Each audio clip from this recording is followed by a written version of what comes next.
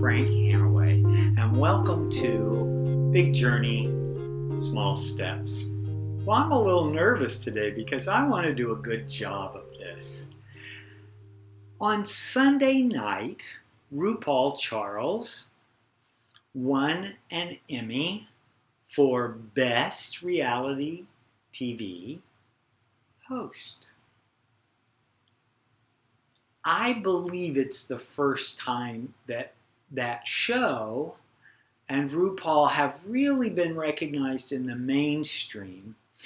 And sometimes these things, I don't care very much. It's all interesting, but I don't care so much about the Emmys. I don't watch a lot of television. In fact, RuPaul's Drag Race is one of the only shows I watch.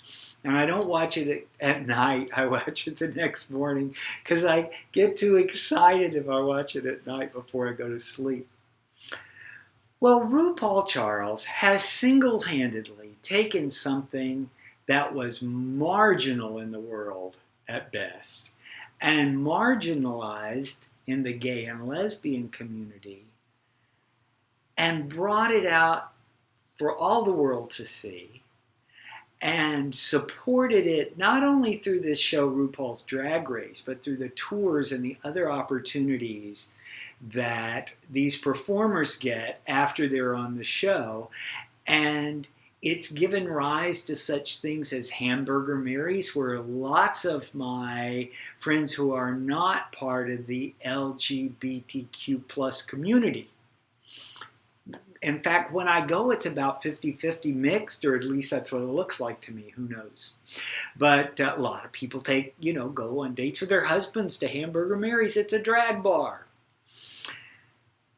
It didn't used to be like that. When I first started going to clubs in 1970, the club that I went to happened to have a drag show.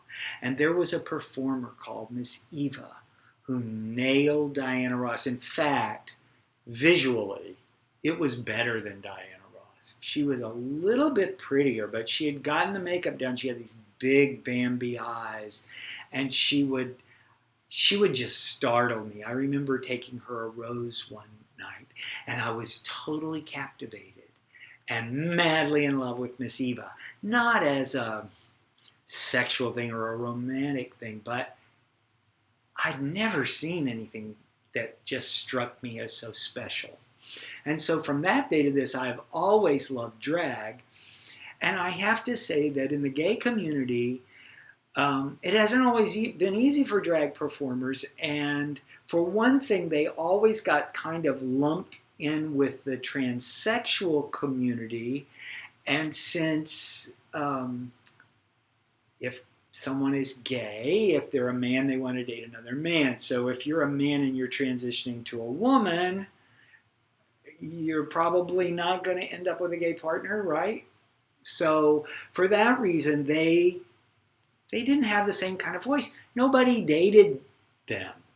It was really funny. I would have so gone out with Miss Eva. Oh my goodness.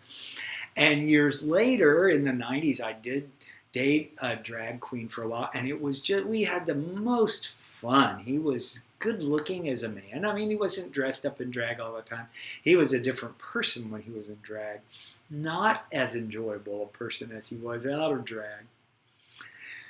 But when RuPaul had that hit Supermodel of the World, and I remember the first time I saw him, it was like I'd never seen drag that was such perfection. We'd seen comedy drag that was really good, like Geraldine from Flip Wilson and Dame Edna and all those things as their straight men using female impersonation for comedy. We'd seen Divine, but none of them were gorgeous. No matter what sex they were. You look at RuPaul and it's just, who wouldn't want to look like that? Now, here's the funny thing about that. When RuPaul got successful, he had lived in Atlanta for a long time when I first moved there, and I never saw him perform. at that particular time. But when he had his hit, he came back, and I went to a club to see him perform because I was so taken by him. And he's well over 7 feet tall in drag. He's 6'6" tall, and you add a wig to that and high heels, and he's like, I mean, plus it was beautiful and it all fit and the makeup was right. Drag makeup used to be really crazy. And now we have drag queens.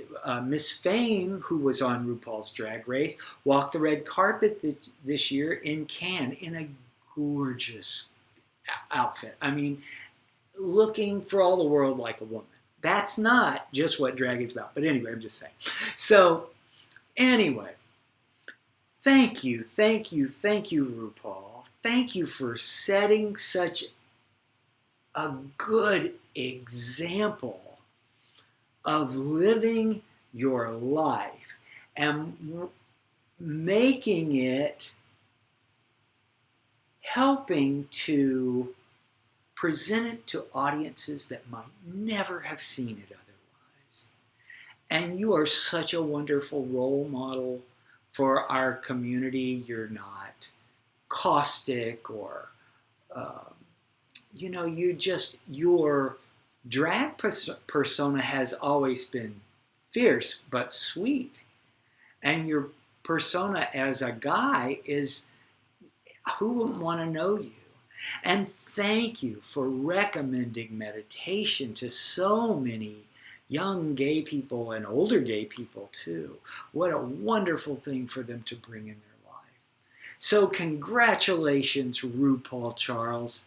I love you from the bottom of my heart. Thank you for what you've given us. Thank you for how you're living your life. I'm so glad you got your Emmy. And to my audience, thank you for tuning in with me today and spending your time. And I'd like to wish you all